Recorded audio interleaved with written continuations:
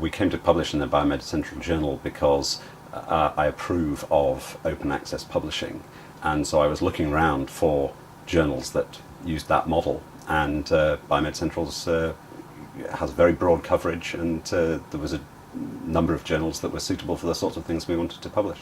The process of publishing in the journal was extremely smooth. We submitted, we got very reasonable comments back from the reviewers, we dealt with those, and I thought the editorial work was very balanced.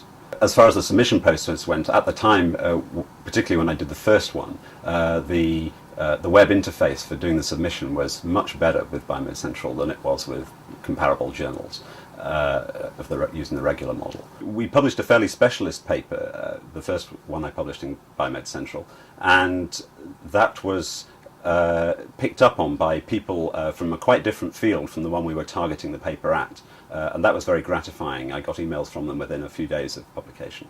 The best thing about publishing in Biomedical was the very fair reviewing and editorial policy I experienced.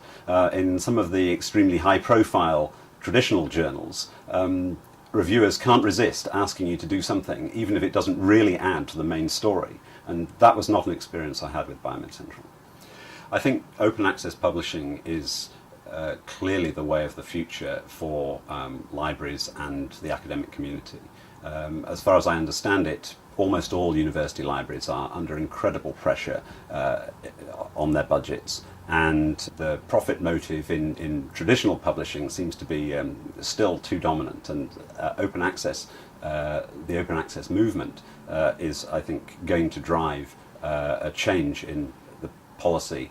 So the issue of cost for libraries is a real one. Our library here has in the last few years decided not to take an electronic subscription to the back issues of one of the major, several of the major publishers, because of the expense, the annual expense of renewing the electronic subscription.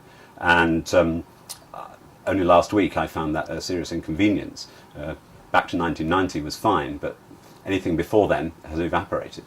I think institutions that are of a specialised nature and whose libraries may not take a subscription to a wide range of journals, then the open access model is of course of great advantage, because people working in those institutions will be able to get access to the entire literature, whether or not it's in their particular field.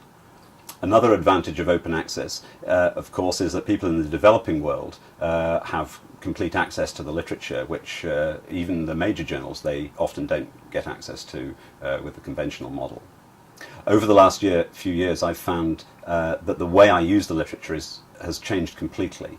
Everything now happens with the computer, and my normal mode of working is to go to PubMed, search, and then click on the links. When I see one of those little icons for the open access to the full document, I'm more likely to read that work.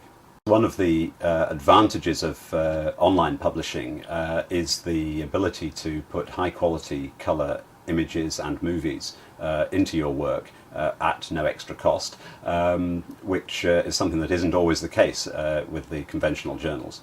I certainly found that submitting images to Biomedical has been very easy.